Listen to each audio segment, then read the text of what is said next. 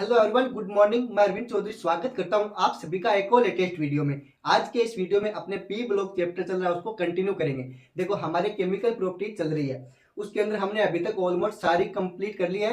लेकिन आज जैसे बेसिक बातें हैं उनको मैं आपको लिखा देता हूँ। सबसे पहले जैसे हमने बात की कि ग्रुप में जब अप टू डाउन जाते हैं तो उसमें जैसे फिजिकल प्रॉपर्टीज थी, उसमें देखा था परमाणु त्रिज्या के बारे में क्या फर्क पड़ता है। तो हमने देखा था कि ऊपर से नीचे जाने पे क्या होती है, बढ़ जाती है। ऐसे ही हमने ये देखा कि विद्युत ऋणता पे क्या प्रभाव पड़ता है, ईएन पे। तो ये सारी की सारी चीजें हमने अभी तक देख लिया है। उसके बाद में हमने केमिकल प्रॉपर्टीज की बात की, रिएक्शंस वगैरह देख रहे थे। आज क्या करेंगे, जैसे हम अप टू डाउन जाते हैं तो इसके जो ऑक्साइड्स होते हैं इनकी जो नेचर है, एसिडिक नेचर है, बेसिडिक नेचर है, इस पे क्या फर्क पड़ता है इसके बारे में बात करेंगे। देखो, जब हम ग्रुप के अंदर अप टू डाउन जाएंगे तो हमारे अम्लीय प्रकृति है, एसिडिक नेचर है, वो क्या हो जाएगी, कम हो जाएगी। इनके जो ऑक्साइड्स बनते हैं उनकी नेचर क्या हो जाएगी, अम्लीय प्रकृति क्या हो जाएगी, घट जाएगी। तो अम्लीय प्रकृति घट रही है मतलब उसमें क्षारीय प्रकृति क्या हो जाएगी, बढ़ जाएगी। इनके जो ऑक्साइड्स हैं उनकी तो इंपॉर्टेंट लाइन है, वन बाय वन लिखते चलो साथ में। हाँ, तो क्या लिखो, पहला पॉइंट, वर्ग में ऊपर से नीचे जाने पे किसकी बात चल रही है बच्चों, ग्रुप की।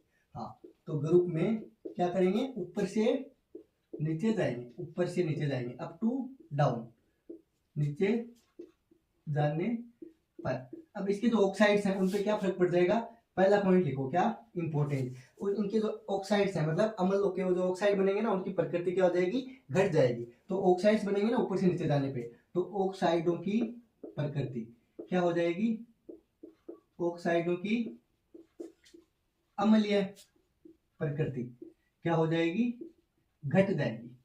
प्रकृति क्या हो जाएगी, नेचर क्या हो जाएगी, एसिडिक नेचर क्या हो जाएगी, कम हो जाएगी, है ना। लिखो, प्रकृति घटती है, डायरेक्ट लिख लो, क्या हो जाता है, कम हो जाता है। घटना मतलब कम, एसिडिक नेचर क्या हो जाएगी, कम। दूसरी इंपॉर्टेंट बात क्या हो जाएगी, ऊपर से नीचे जाएंगे तो क्षारीय प्रकृति इनके ऑक्साइडों की वो क्या हो जाएगी, बढ़ जाएगी, इंक्रीज हो जाएगी। हाँ, तो ऑक्साइडों की सेम ये लाइन तो यहीं तक ऐसी रहेगी। अम्लीय प्रकृति की जगह कौन सी आ जाएगी, क्षारीय प्रकृति आ जाएगी। कौन सी, क्षारीय प्रकृति बढ़ती है, क्या हो जाएगा, बढ़ जाएगा। बेसिक नेचर क्या हो जाएगी, बढ़ जाएगी। डिक्रीजिंग क्या हो जाएगा, acidic nature.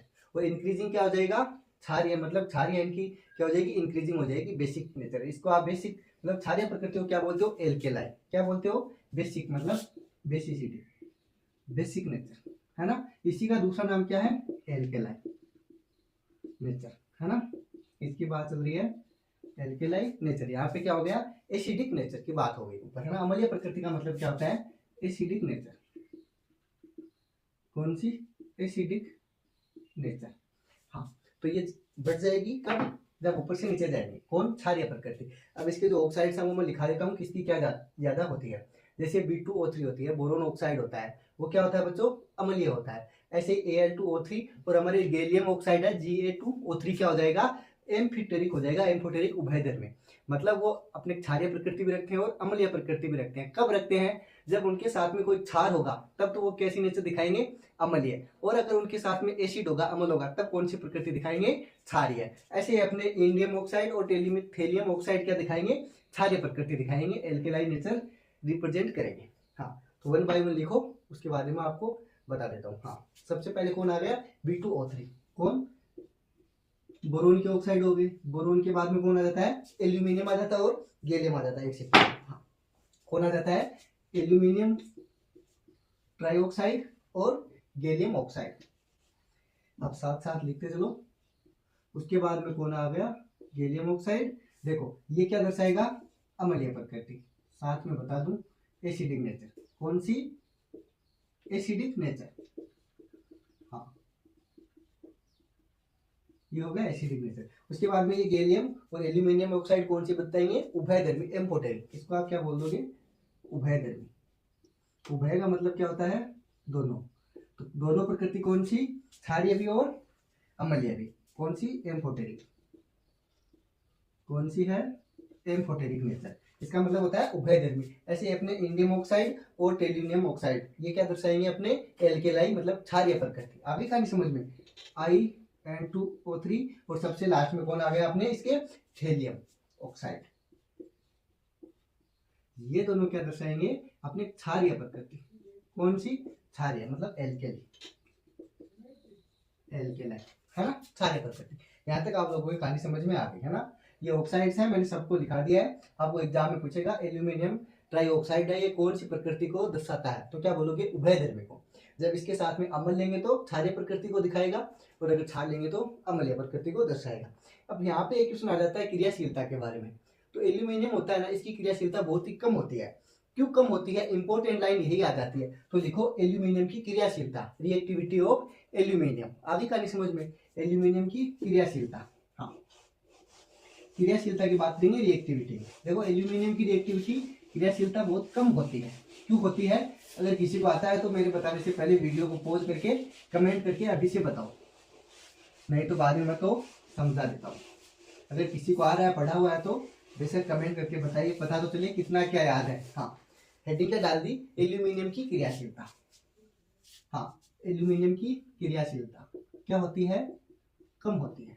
Reactivity of aluminium, हाँ, रिएक्टिविटी ऑफ एल्यूमिनियम डाल दी हेडिंग।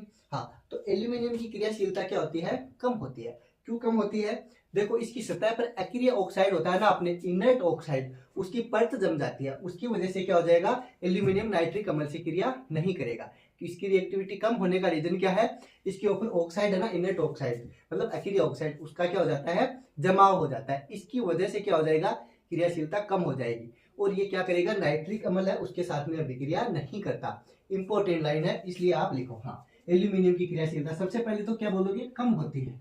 क्या होती है बच्चों, कम। तो कम होती है, होता है, ये आपने नहीं लिखना होता डायरेक्ट एग्जाम में, इतना पता होना चाहिए। कम मतलब ऐसे डायरेक्ट लिखते ही आप समझ जाओगे, कम होती है। क्यों होती है, कारण लिखोगे। क्या लिखोगे बच्चों, कारण। कारण मैंने क्या बताया, एक्रिय ऑक्साइड मतलब इनर्ट ऑक्साइड है, उसका क्या हो जाता है, जमाव हो जाता है। एक्रिय ऑक्साइड की परत है वो क्या हो जाती है, जम जाती है। तो सतह पर, इस यहाँ पे लिख दोगे, क्योंकि इसकी सतह पर, किस पे, सरफेस पे, सतह पर एक्रिय ऑक्साइड, एक्रिय ऑक्साइड, एक्रिय ऑक्साइड को आप क्या बोल देते हो, इनर्ट ऑक्साइड, मतलब जो क्रिया नहीं करता। इनर्ट गैसेज भी होती है ना, वो क्रिया नहीं करती। सेम ऐसे ही क्या हो जाता है, इनर्ट ऑक्साइड हो जाता है, कि परत जम जाती है, कि परत का जमाव होने की वजह से, होने की वजह से नाइट्रिक अम्ल से, नाइट्रिक एसिड, कौन, नाइट्रिक अम्ल से क्रिया, नाइट्रिक अम्ल से एल्यूमिनियम क्रिया नहीं करता है। आगे बात समझ में, पूरी बात ऐसी की ऐसी आप छाप लो।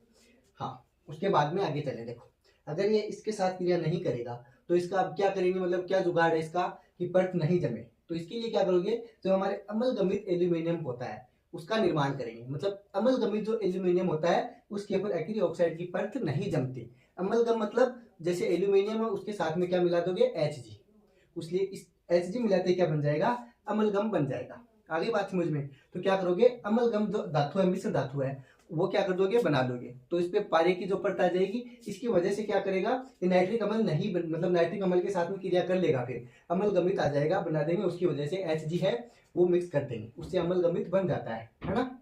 हाँ, तो क्या करोगे, अम्लगमित एल्यूमिनियम है वो बना लेंगे, वो बना लेंगे तो अपने एक्रिय ऑक्साइड है इसकी परत नहीं जमेगी। आगे कहानी समझ में, अम्लगमित मतलब एल्यूमिनियम के साथ में क्या ले लोगे, Hg, बस इतना ही है। इंपॉर्टेंट लाइन है, इसका सॉल्यूशन क्या हो गया, अम्लगमित एल्यूमिनियम बना लेंगे। ठीक है, तो अम्लगमित लिखो, अम्लगमित, अम्लगमित एल्यूमिनियम बना लेंगे, बनाते हैं, ये लिखो, ये ज्यादा सही रहेगा। क्योंकि इस पर अम्लगमित एल्यूमिनियम पर ऑक्साइड की परत नहीं जमती, क्योंकि इस पर अम्लगमित, तो अम्लगमित क्या होता है, एल्यूमिनियम के साथ में क्या लेते हो, Hg लेते हो। ये क्या हो गया, अम्लगमित एल्यूमिनियम हो गया। ठीक है, हाँ, तो अम्लगमित एल्यूमिनियम बनाते हैं क्योंकि इस पर इसकी परत नहीं जमती, किसकी, एक्रिय ऑक्साइड की। हाँ, इस पर एक्रिय ऑक्साइड, एक्रिय ऑक्साइड की परत लेयर नहीं जमती, की परत नहीं जमती है। तो हम अम्लगमित एल्यूमिनियम क्यों लेते हैं, क्योंकि इसके ऊपर हमारे एक्रिय ऑक्साइड होता है, इसकी परत नहीं जमती। अगर परत नहीं जमेगी तो ये क्या कर लेगा, रिएक्शन कर लेगा। आगे कहानी समझ में। हाँ, तो यहाँ पे इंपॉर्टेंट बात क्या हो जाती है, अमलगम का मतलब क्या हो जाता है, पारे की जो मिश्र धातु है वही क्या है, अमलगम, क्योंकि इसके साथ में क्या ले लिया हमने Hg ले लिया, तो मैंने ये बता दिया। अमलगमित एल्यूमिनियम मतलब अमलगम का मतलब क्या हो गया, एल्यूमिनियम के साथ में पारे को मिला दिया, मतलब पारे की मिश्र धातु क्या हो जाती है, अमलगम हो जाती है। इंपॉर्टेंट बात है, हाँ क्या हो जाएगा, अमलगम, पारे की मिश्र धातु, पारे की मिश्र धातु क्या कहलाती है, अमलगम कहलाती है।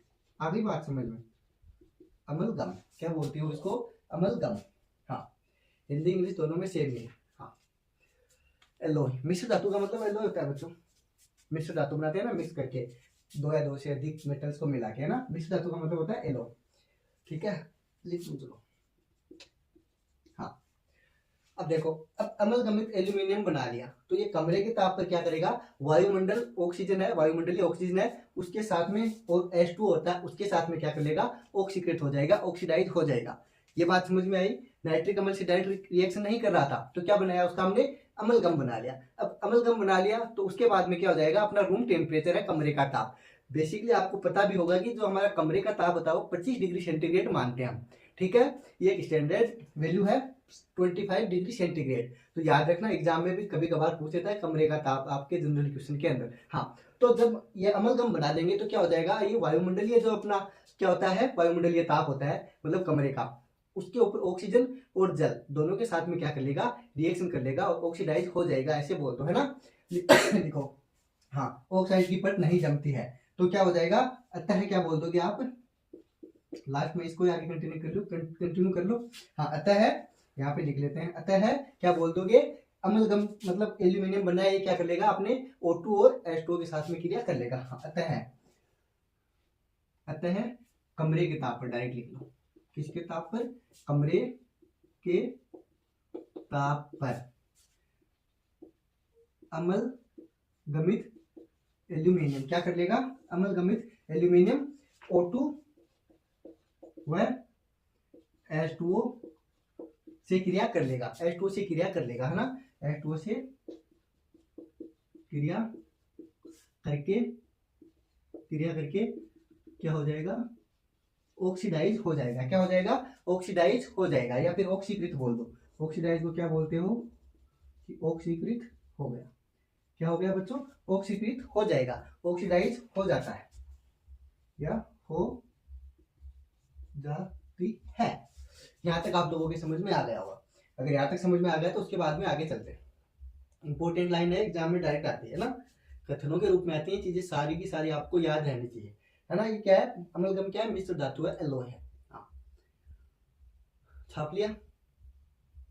अब एल्यूमिनियम ऑक्साइड होता है Al2O3, कौन, Al2O3, ये कौन सी प्रकृति का होता है, उभयधर्मी प्रकृति का होता है। तो इसको आप क्या करते हो, अम्ल से भी प्राप्त करते हो और अपने क्षार से भी प्राप्त करते हो, मतलब क्षारों के साथ क्रिया करवाते हो और अम्लों के साथ भी क्रिया करवाते हो, इसकी दोनों प्रकृति होती है ना। ये बात मैंने आपको ऑलरेडी बता दी है। तो सबसे पहले लिखो एल्यूमिनियम ट्राईऑक्साइड के बारे में, किसके बारे में, Al2O3 के बारे में।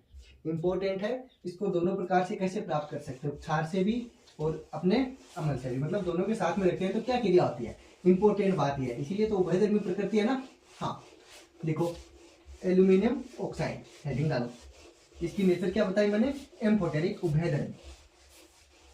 कभी कभार बहुत सिंपल क्वेश्चन भी आ जाता है तो वो पूछ सकता है नेचर के बारे में, इसलिए आपको ये सारे के सारे आने चाहिए ना, ऐसे इजी समझ के छोड़ना मत। हाँ तो हेडिंग क्या डाल दी, Al2O3, क्या, एल्यूमिनियम ट्राईऑक्साइड। इसकी मैंने नेचर क्या बता दिया आप लोगों को, उभयधर्मी।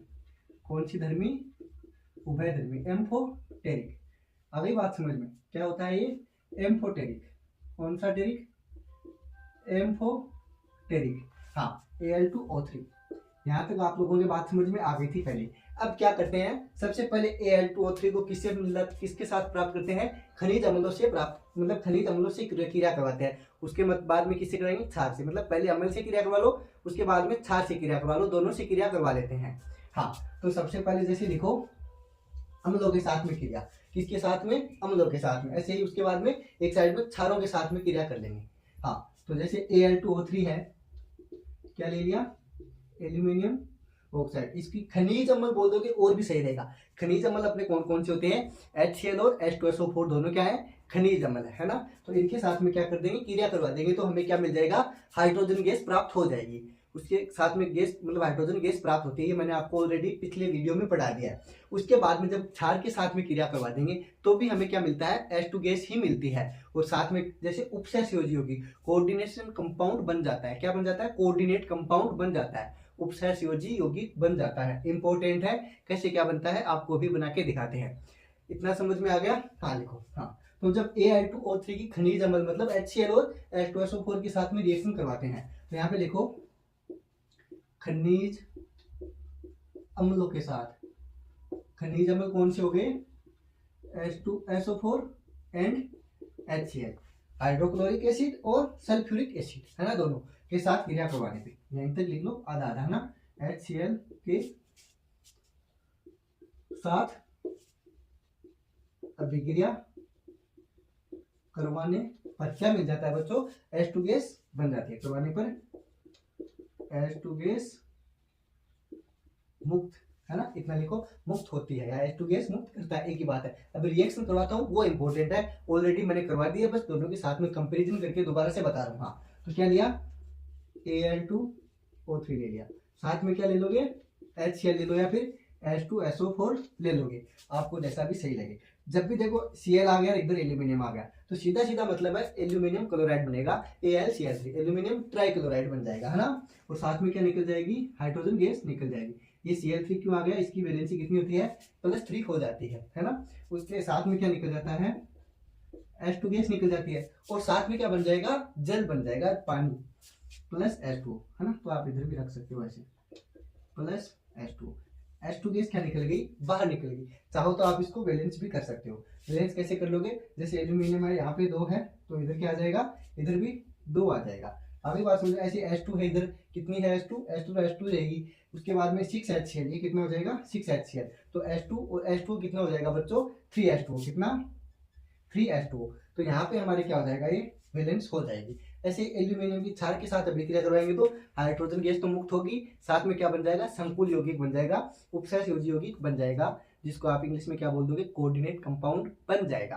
ठीक है, इंपॉर्टेंट है, लिखो क्या, जब क्षार के साथ क्रिया करवाएंगे, किसकी, इसकी, सेकंड किसके साथ में, क्षार के साथ क्रिया, इसके साथ क्षार से क्रिया करवाने पर, किसकी, Al2O3 की क्रिया करवाने पर क्या मिल जाएगा हमें, H2 गैस तो मुक्त हो जाएगी, क्या, H2 गैस मुक्त होती, मुक्त प्लस मतलब साथ में मुक्त, और साथ में क्या हो जाएगा, यहीं पे लिख लेते हैं एक साथ में, साथ में क्या बन जाएगा, उपसहसंयोजी यौगिक बन जाएगा, क्या बन जाएगा, H2 गैस मुक्त, साथ में कोऑर्डिनेट कंपाउंड बन जाएगा है ना, साथ में उपसहसंयोजी यौगिक, उपसहसंयोजी यौगिक को आप इंग्लिश में क्या बोल देते हो, कोऑर्डिनेट कंपाउंड, कोऑर्डिनेट कंपाउंड बनते हैं या बनता है, इंपॉर्टेंट लाइन है। साथ में क्या बन जाएगा, उपसहसंयोजी यौगिक बन जाएगा, कोऑर्डिनेट कंपाउंड बन जाएगा। देखो Al2O3 ले लो और साथ में कोई भी क्षार ले लो, जैसे NaOH ले लो, क्या ले लो,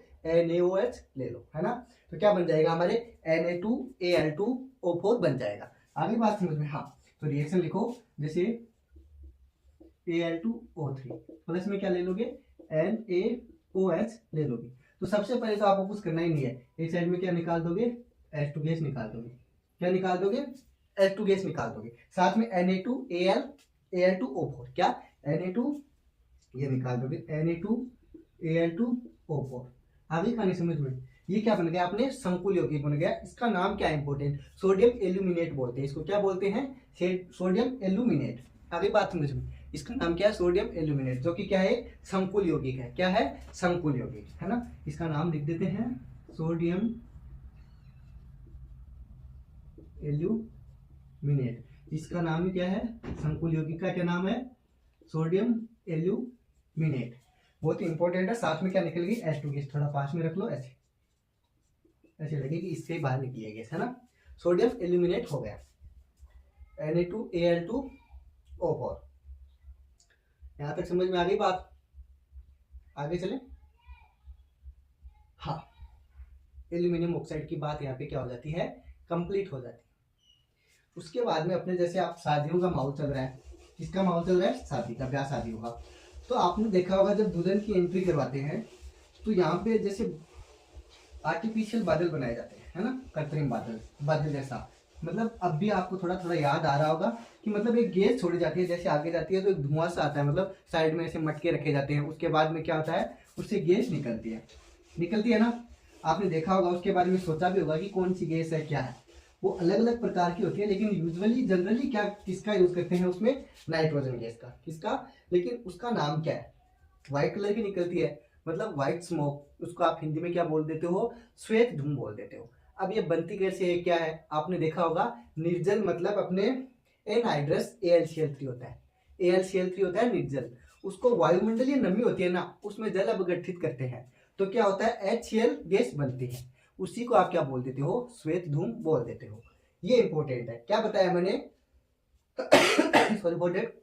अपना निर्जल AlCl3 होता है, उसके साथ में क्या करते हो, वायुमंडलीय नमी है उसे जल अपघटित करवाते हो, तो हमें क्या मिल जाता है, HCl बन जाता है, HCl गैस बन जाती है। उसी को आप क्या बोल देते हो, श्वेत धूम या व्हाइट स्मोक बोल देते हो। आगे कहानी समझ में, तो इसको लिखो आप श्वेत धूम को। किसको, श्वेत धूम को। यहां से दिख रहा है आपको, श्वेत धूम, व्हाइट स्मोक। कौन सा, व्हाइट स्मोक। क्या लिख दोगे, निर्जल AlCl3। क्या ले लोगे, निर्जल AlCl3। एनहाइड्रस, निर्जल का मतलब क्या होता है, एनहाइड्रस,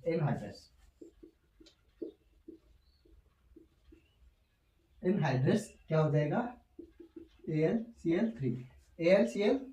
ये क्या है, 3 एल्यूमिनियम ट्राइफ्लोराइड। तो इसको वायुमंडलीय नमी में क्या लोगे, वायुमंडलीय नमी है मतलब मॉइस्चर है, उसके साथ में क्या करोगे, जल अपघटित करवा दोगे। तो वायुमंडलीय नमी से, किससे, एटमॉस्फेरिक मॉइस्चर है ना उससे, वायुमंडलीय नमी। वायुमंडलीय नमी, उसके अंदर क्या होता है, H2O होता है क्या, हाँ। तो वायुमंडलीय नमी से क्या कर दोगे, जल अपघटित। क्या कर दोगे, जल अपघटित करवाते हैं। क्या करवा दोगे, जल अपघटित करवा दोगे।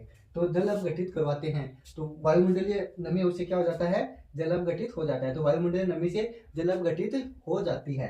क्या हो जाता है, हो जाती है। वह HCl का हाइड्रोक्लोरिक गैस, कौन सी, हाइड्रोक्लोरिक गैस, HCl गैस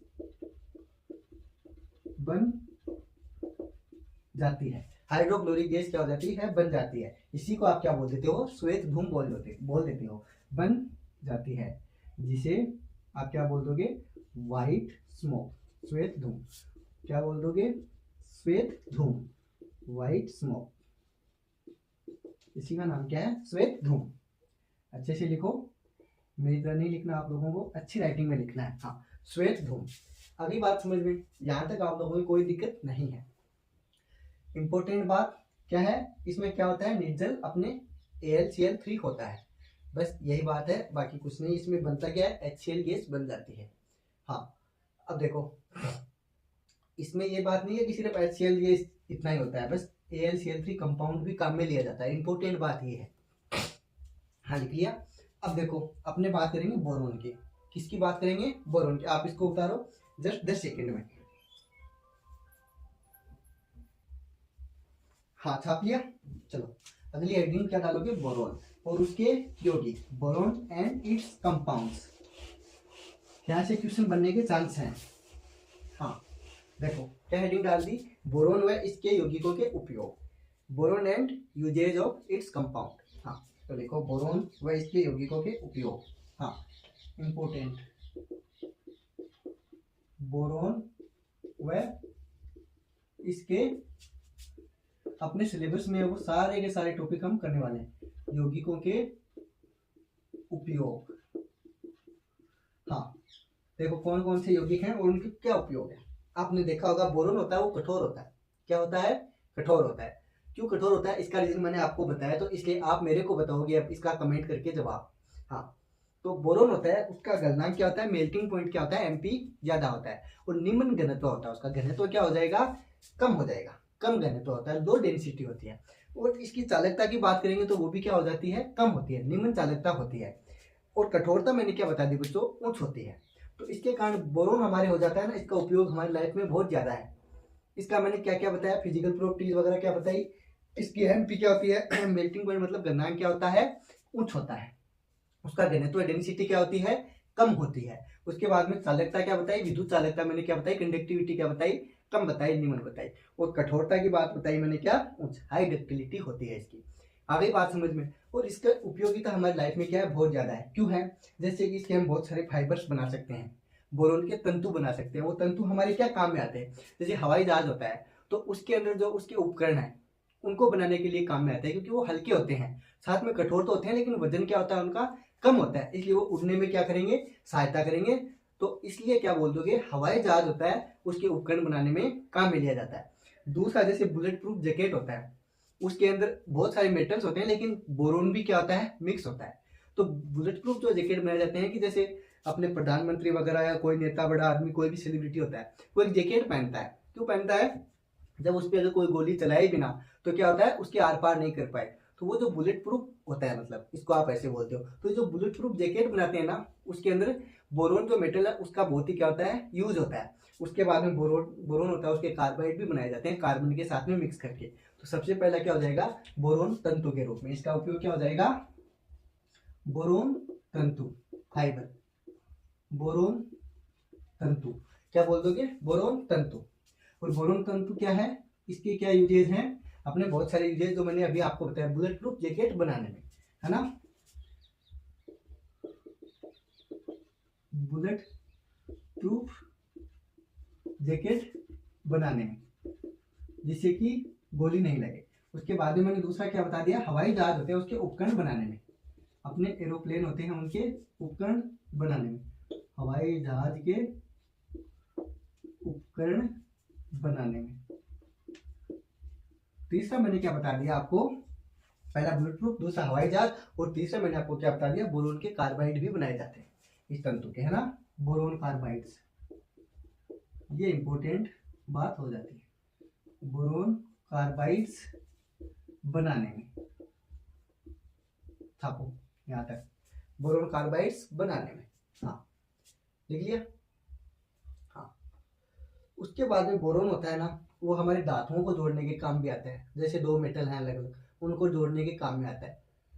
तो उस चीज को आप क्या बोल दोगे, जब मेटल्स को हम जोड़ते हैं, मतलब हम सोल्डरिंग करते हैं, दो धातुएं टूट गई, अलग अलग हैं, जैसे हम लोहे के ऊपर सोल्डरिंग करते हैं, तो क्या बोलते हो कि लोहे को जोड़ रहे हो। तो जो दो धातुएं होती हैं उनको जोड़ने के लिए या सोल्डरिंग करने के लिए किसको काम में लेते हो, बोरोन को काम में लेते हो।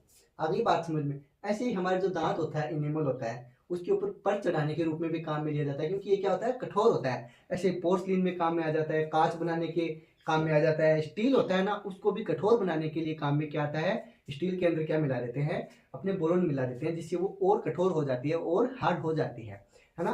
तो ये इंपॉर्टेंट लाइन्स है जो मैं आपको दिखा देता हूँ। इतनी चीजें लिख ली आपने, हाँ, बोरोन के यूजेज के अंदर ही चल रहे हैं।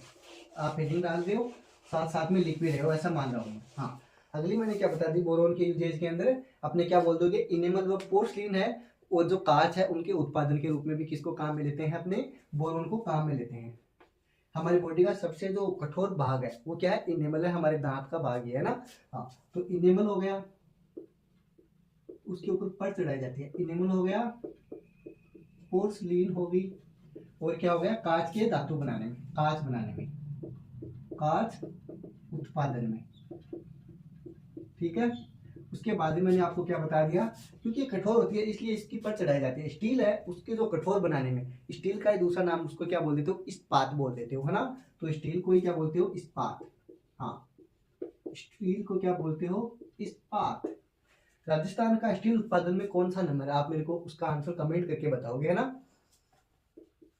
को सामान्य अपने जीके पे क्वेश्चन हो गया ना, को कठोर बनाने में बताना किसका उपयोग करते हैं, बोरोन का उपयोग करते हैं, है ना। खनिज उत्पादन में राजस्थान का कौन सा स्थान है, पढ़ लिया क्या खनिज वाला चैप्टर आप लोगों ने, अगर पढ़ लिया है तो बताना, है ना, जो जो मैंने आपको पूछा है सारी बातें। हाँ, उसके बाद में बोरोन होता है, बोरोन का जो मतलब अपने क्या बोलते हो, इसको आइसोटोप्स वगैरह होते हैं, समभारिक होता है, और ये क्या होता है, जैसे समभारिक आइसोटोप्स वगैरह मैंने आपको पढ़ाया भी है ना।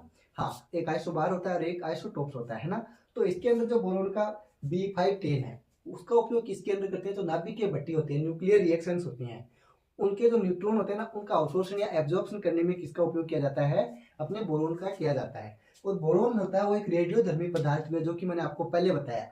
इसका उपचार किसमें करते हैं? कीमोथेरेपी होती है, जब कैंसर हो जाता है ना, उस दौरान किसका उपयोग करते हैं? बोरोन का उपयोग करते हैं। देखो दोनों चीजें, है ना। बोरोन क्या है? बोरोन के जो रेडियोधर्मी समस्थानिक होते हैं, आइसोटोप्स होते हैं, उनका उपयोग करते हैं ना, आइसोटोप्स का।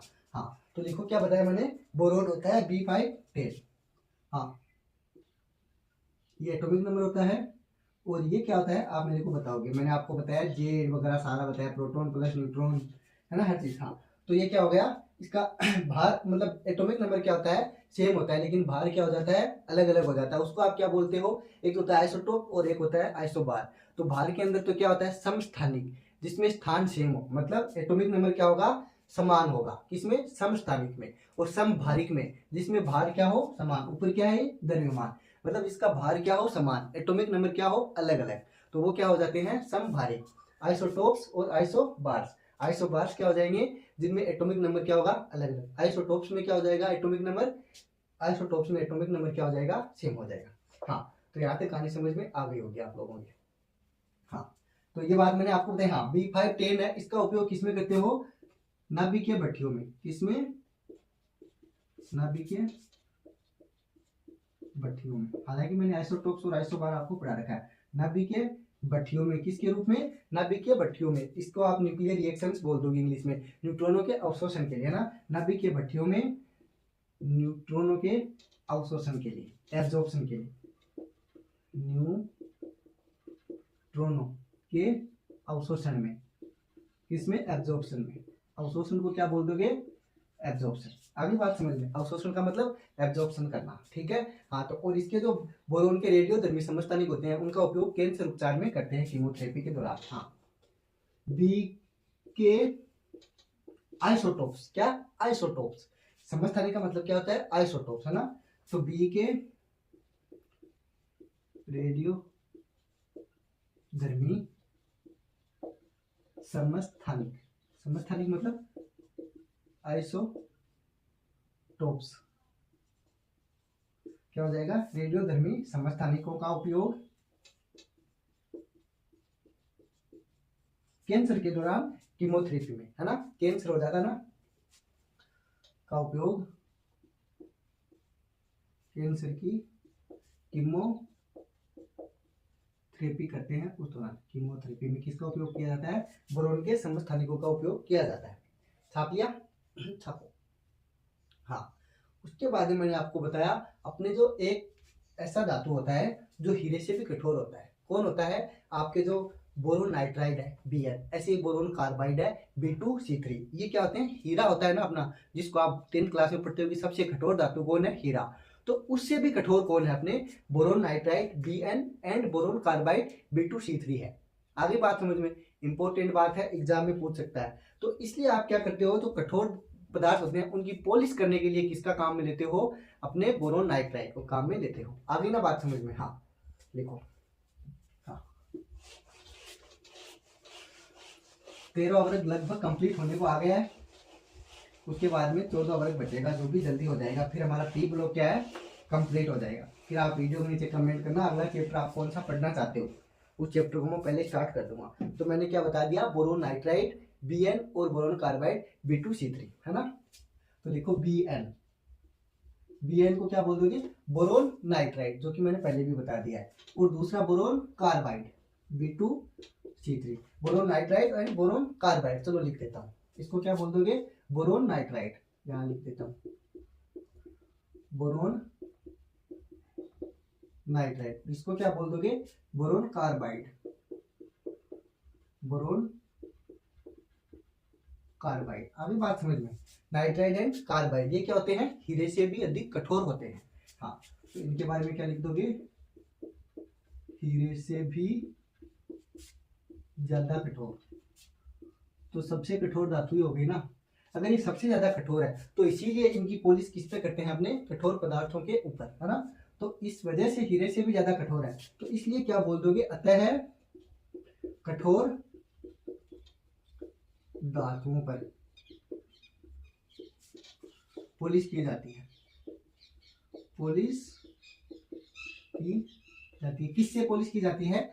Boron nitride and boron carbide से। किसके ऊपर? कठोर धातुओं पे। इसका रीजन यही है ना। उसके बाद में अपने बोरिक अम्ल होता है। बोरिक अम्ल का फॉर्मूला मैंने आपको पहले भी बताया है, फिर से रिवाइज करवा देता हूँ। H3BO3। उसका जो सॉल्यूशन होता है उसको आप किसके रूप में काम में लेते हो बताओ? मंद प्रतिरोधी होता है ना, एंटीसेप्टिक, मंद प्रतिरोधी, उसके रूप में किसको काम में लेते हो? H3BO3 को। आगे बात समझ में। नाम क्या है? बोरिक अम्ल। कौन सा अम्ल? बोरिक एसिड, बोरिक अम्ल, बोरिक एसिड। फॉर्मूला क्या हो गया? H3BO3। किसके रूप में? एंटीसेप्टिक के रूप में, मंद प्रतिरोधी के रूप में, है ना। तो इसका सॉल्यूशन होता है ना बोरिक अम्ल का, है ना, सॉल्यूशन विलियन। सॉल्यूशन को क्या बोलते हो? विलियन। चलो लिख देता हूँ। हाँ, बोरिक अम्ल का सॉल्यूशन है। इसका क्या यूज बता दिया मैंने आपको? मंद प्रतिरोधी या एंटीसेप्टिक के रूप में, है ना, एंटीसेप्टिक के रूप में। हिंदी में क्या बोल दोगे? मंद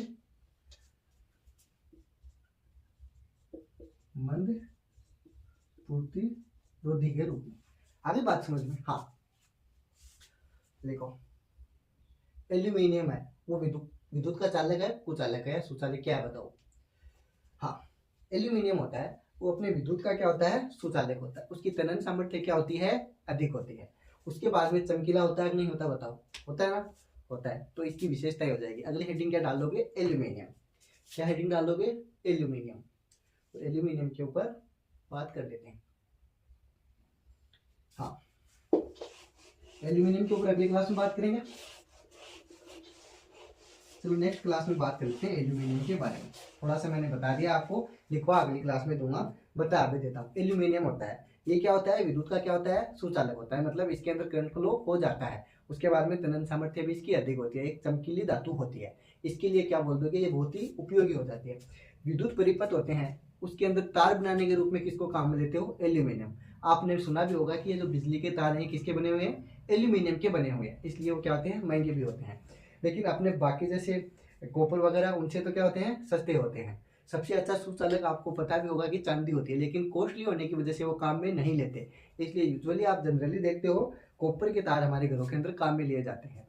हाँ, तो यहाँ पे बात चल रही है एल्यूमिनियम की। तो एल्यूमिनियम है, उसके लिए विद्युत परिपथ है, विद्युत उपकरण है, वो सब है। उनके तार बनाने के काम में क्या ले लोगे? एल्यूमिनियम को भी काम में लिया जाता है। एल्यूमिनियम होता है, उसकी मिश्र धातुएं भी बनाई जाती है।